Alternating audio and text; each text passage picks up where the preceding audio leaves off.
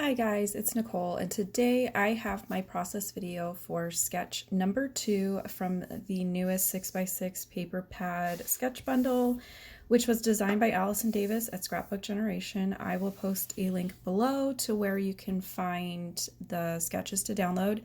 The Facebook group that I am a part of is closed, however. She had it open for the entire month of May, and then June 1st was sort of when the group kind of went live, and basically we are going and working through the sketches one per week. So basically every Monday she kind of opens up topics to talk about, an album to dump our photos in, and stuff like that. I am planning to go ahead and work through all 20 of them. I am also planning on doing a process video for each of them. I'm not sure that I'm going to stick to any sort of schedule as far as posting my process videos. I'm just sort of working on them when I can, and I am kind of not allowing myself to go look at her example or any pages from the other members in the group until I have already done mine. Now, that's just a personal preference. I am sort of one of these people that's kind of easily influenced by what other people do.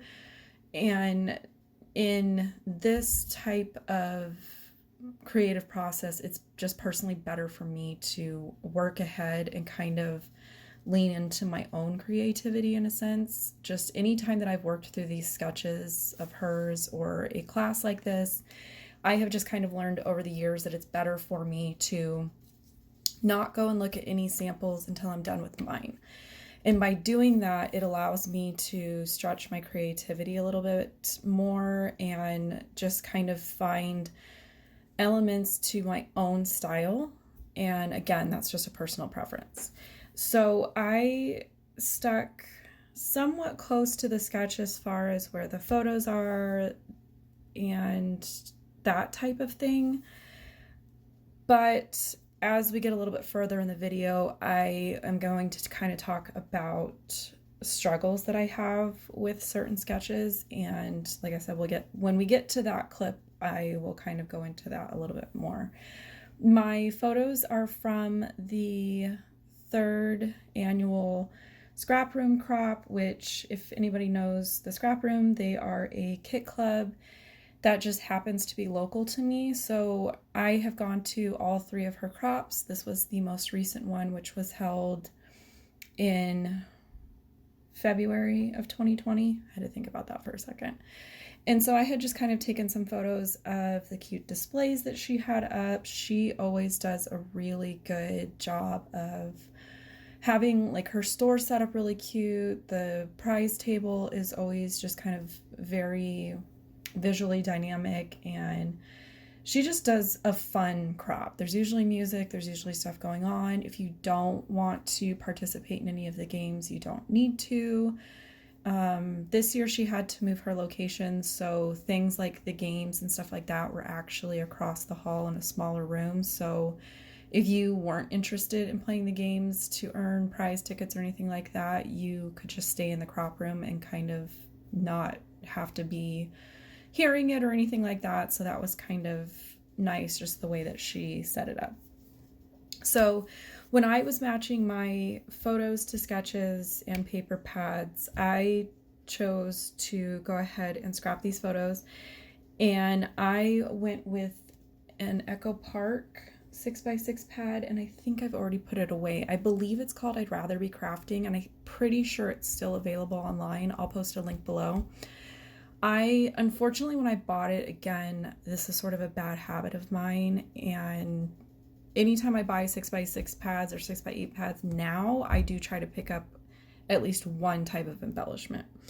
So I did not have embellishments to go with this line. So when I was sort of prepping my supplies, I had pulled out some dies that I thought would kind of work with it, just because they were sort of art or craft themed dies, and I did end up using them. So we will see that here in a little bit. Now, sketch number 2 and sketch number 1 both use the 6x6 papers in its entire sheet, so a 6x6 paper. Typically these are the sketches that are just not my favorite. I think if I'm working with 6x6 paper pads, I like it, or I'm more drawn to the sketches where they are sort of cut up into smaller sizes. And again, it's just a personal preference. I've worked through her volume 1 and volume 2 6x6 class where you get the sketches and you also get more of a educational handout that comes with it and talks a lot about sort of different ways to use the 6x6 pads, I guess. In both of those classes, there were sketches that I absolutely loved, and there were sketches that I just did not like. However, I did go ahead and work through them. And by working through them is kind of how I learn what I like, what I don't like, what doesn't work for my style, what does work for my style. So as soon as I printed out all the sketches for this class, I could pretty quickly figure out which sketches I knew were going to be super easy for me. They were going to be creatively motivating, and then there was some that I was going to have to really kind of lean into it and figure out what I was going to do. So I kept looking at this sketch, and the sketch features, she calls them arrows, some people call them chevrons, basically thin strips of a repeated size, repeated shape coming down from the smaller photos. So if you don't have this class, I hope that that kind of makes sense. If you do have this class, you know exactly what I'm talking about. Just looking at it, I did not like it. And I think maybe if I had picked different photos or a different paper collection, it 100% would have worked. But because I was already committed to these photos and this paper pad, I knew that I needed to come up with a solution that was going to work for me. Now, the easy solution in changing from like a chevron or an arrow would be to do something like banners. Again, I was not liking that idea. And I think it was just because between the 4 papers that I had chosen as my kind of background elements and looking at the patterns that came in the pad, it was going to be too busy and just kind of not cohesive, even with all those patterns coming from the same pad. It just was not going to work for me. So I kind of stopped that part of the process and just went into kind of making my own embellishments, fixing a doll for my daughter. Layout, okay, so sketch number 1 took me a good 2 days to complete. This one took me 3 days to complete. So I'm hoping that this is not a pattern that is going to continue. I'm hoping that the sketches that I love, or even the photo topics that I love, that those are going to be maybe a quicker process, or maybe I won't do as much detail work on those. I'm not really sure. But at the same time, I don't really care either. Some parts of this I'm actually enjoying. Like here, I've made a bunch of pencils and pens and scissors out of dies that I had bought. These are actually the large die of the month from August 2019 by Spellbinders, and they're called Right On. And I absolutely loved them. They did take me a while, a couple hours, to put all this stuff together, but I really do love just the way that they look on the page. And again, I didn't have matching embellishments, so I was relying on making my own. So I kind of stopped my creative process when I did not like part of the sketch and I wasn't sure what I was going to do. So I moved on to going ahead and making a bunch of embellishments, and while I was making them and listening to a podcast, I was kind of just brainstorming what I thought I wanted to do or what I wanted the end result to look like. And for whatever reason, that personally just works for me. If I'm not liking the way my layout is headed and I don't have a solution to fix that or change that, I will move on to something else, maybe something that doesn't necessarily matter as far as design goes. So it can be things like making embellishments. It can be die cutting alphabet dies to make a title. Like maybe I know what my title is going to be and I can go ahead and work on that. And while I'm working on that, I might be brainstorming other things. So that's kind of just a suggestion that I have, that if a sketch is just not sort of sparking that creativity for you, don't look at putting the layout together as a complete whole, but just kind of work on parts of it while you're kind of just thinking of different ideas and kind of marinating on the whole project.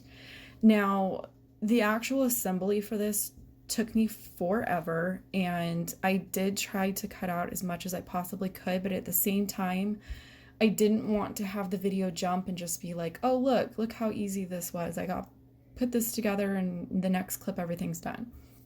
I did want to leave this in just to kind of show that sometimes it is a little finicky to put things together like this. Sometimes it does take a lot of time to put things together like this. So I wanted to leave that in there, and I also wanted to just kind of touch on that. So one of the patterns in the pad was all these little rulers. And when I saw it, I started cutting them apart, originally thinking, well, maybe I'll make this be my strip of pattern paper that goes between the photos and the 6x6 pads. But then I didn't really like that they would be different colors, and if I picked the same color rulers, the numbers wouldn't line up. I've mentioned before, I don't like using 6x6 pieces to create a 12-inch border because I know that seam is there and it bugs me. That's just a personal thing. So when I started cutting them out, I thought, you know what, maybe I can use these rulers. And then I felt like the rulers were just sort of too boring on their own. So then I kind of got the idea, well, what if I take all these sort of craft themed embellishments that I made and kind of incorporate that and have that be my sort of chevron or banner border that's depicted on the sketch. So I laid everything out, and this is sort of the part that I hate because it bugs me when stuff moves, but at the same time, I don't want to commit to gluing anything down right now because mentally I'm not committed at this point. So I just kind of played around. I knew, like, I could picture the end result in my head of how it was going to look, and it was much neater than this, obviously. And so I was sending photos to a group chat of a bunch of scrapbooking friends and was just kind of bouncing ideas off. And I think at that point, even they were kind of like, oh, I don't really know. And I think it's just because it looks like a mess at this point. Nothing really looks cohesive. Everything is just kind of weird. So this, again, was just part of the layout where I'm struggling. And it's not like I'm struggling in the sense that I can't glue paper together. It's more of, I want to be happy with the end result. I want to be happy when I see this in my album, and it's kind of hard to explain, and I'm sure you guys have experienced it too, where you just kind of keep fiddling with stuff until finally you're like, you know what, this is looking more like what I had kind of imagined in my mind. And so that was just kind of the subject that I wanted to touch on today, that anytime you are working through a class or you're working through a specific sketch bundle, or you're just kind of working through something that is maybe not necessarily your favorite thing to work on, or your favorite set of supplies, or your favorite photos, I don't think every layout is going to just have that feeling and that sense of this is going to be easy because sort of all the ducks are lined up. I think it is important in that situation to go ahead and continue to work through it. I personally have noticed that if I keep going and I keep working through it and I keep trying different things, or remove something from the class, or remove something from the sketch that's not working for me, or add something to it, or change up the photos, or rework it, I tend to learn things that in the future I will either ignore from a sketch, or I will know that looking at a certain style of a sketch, that certain elements of it I'm going to have to change. And that's based on just personal preference. I know a lot of people that they can just kind of look at a sketch and they can kind of copy it to a T, and everything just ends up working out and their layout looks amazing, and which is pretty much what sketches are designed to do. They are designed to give you a layout at the end that is well balanced, it's well designed. But I do think that sometimes, for whatever reason, maybe it's just the mood that you're in, or the supplies that you're using, or the specific topic of the photos that you're scrapbooking, if something is just not working, then my suggestion is to kind of walk away, set it to the side, and just kind of keep thinking about it in your mind, and kind of keep thinking about things that you could do, or things that you could change, things that you can take away, things that you can add to it. That's just kind of personally what has worked for me over the years. And it gets to the point where, like I said, there are some specific types of sketch designs that as soon as I look at them, I know every time I've done a sketch that was that type of design, that I kind of struggled through it. Or I was more happy if I waited for other people to share their samples and I went off of their modifications, or I saw one specific modification that I absolutely loved. So it's things like that I just kind of know that when I see certain sketches, I know, you know what, this specific sketch is in my wheelhouse. This is the type of thing that I would normally pick if it was a free-for-all choice on a sketch. So it's going to be easy for me. I don't think that every sketch is going to be easy. I don't think that when you enter into any kind of a challenge or a big group class that everything is going to be easy. I think that that's kind of the intention of the class, is to sort of stretch your muscles and to learn new things. And so far, I'm really loving all of the different sort of extra things that Alison Davis has been adding into the Facebook group. She has been including a PDF basically of where she's gone through, and she's already kind of made different modifications where she has switched up the photo sizes, or she has rotated it, or she has modified it to be a 1-page sketch, or an 8.5 by 11 double, or an 8.5 by 11 single. Like, she's kind of gone through and just done some of the modification examples for you. Now, again, my choice working through this initial time, I'm sure next year I'll want to go through and pull out some of these sketches and do it again. But for right now, I am choosing to not look at the PDF that she's posting, and to not look at her layout, and to also not look at the other layouts that all the other people in the class are contributing, because I do want to challenge myself personally to stretch myself creatively. And then again, that's just from years and years and years of working through this type of class where it's a sketch-based class. I absolutely love their sketch-based classes. They have a 6x6 volume 1 and volume 2 that I have done multiple times. I have mentioned photo arrangement replay to anybody that kind of asks me about their sketches, because when I first started using them, I think I had a harder time looking at a sketch and mentally seeing the end result until I took that class. That class really kind of helped me look at a sketch and pick it apart for the elements that I liked and the elements that I didn't like, and knowing what and how I could modify the sketch. So to me, that was just an invaluable resource, was that class. And that class really isn't that long. I can't think.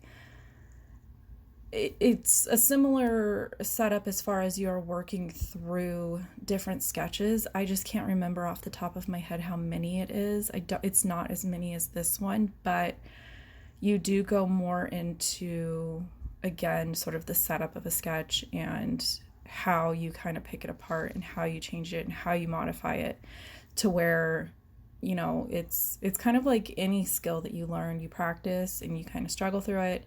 And eventually you kind of catch your own personal rhythm as far as how you do these sketches. You know, I have a handful of online friends who scrapbook, and we can all take the same sketch, work on it, and you will have 4 completely different layouts. And a lot of times without seeing the photos, I can pick out who did which layout, because for years I've seen these girls' styles. So if I look at one, I know for sure that that's this person's layout, just based off of the way that they do their embellishment clusters, or the way that they die cut a bunch of different things, or they did stitching, or they had like amazing type of clusters, like that they have settled into sort of their version of looking at these sketches. And these are girls that have taken these classes with me over the years as well. So it's kind of not just me as far as a review on the classes and stuff.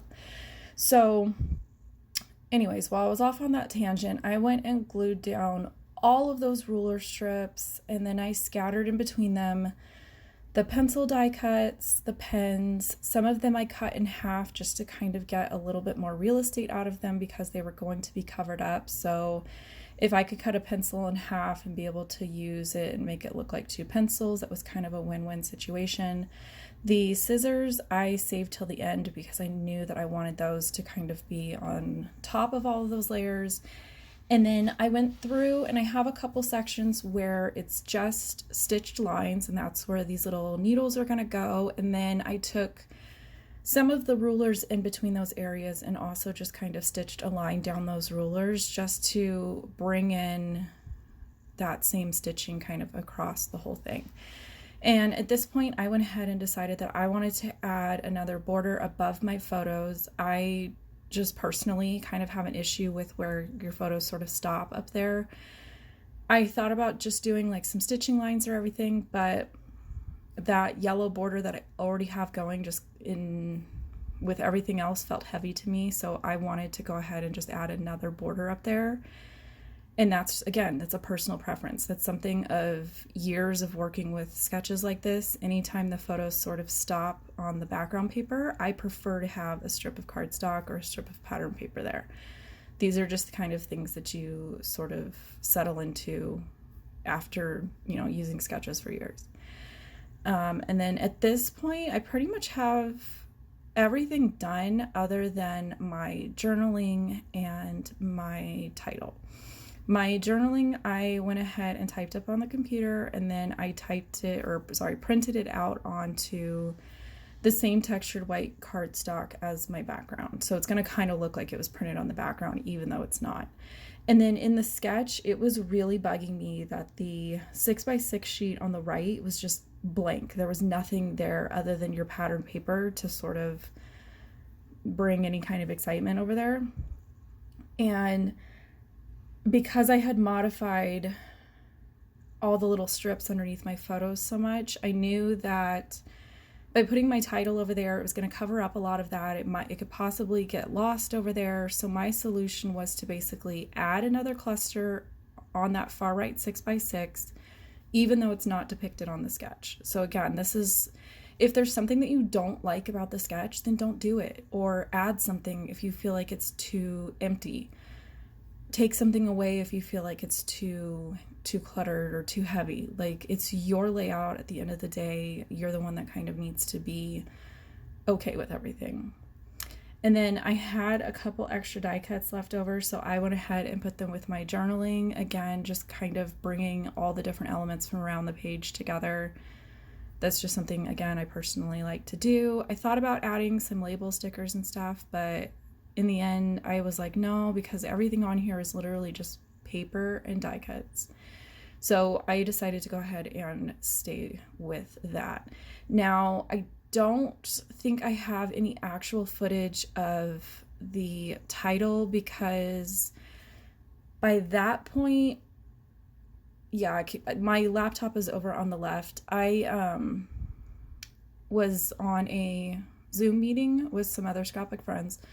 So I worked on my journaling and my title and the stitching while I was talking to them, and I forgot to hit record while I was doing my title. So you're not missing anything other than me putting down letter stickers for longer than it should. I went ahead and looked up the date for the crop, so I just went onto her Facebook page because she had all the information still up there, and stamped the date for the crop up above my journaling. And then again, those are those last two little die cuts that I had made. And then because I forgot to record the title, I'm just kind of slowing down and sharing a lot of the details of what I was doing. I didn't zoom my camera in while I was gluing everything down just because a lot of times I was moving around and it would have been out of frame. So here's just kind of a better look at everything, including the title.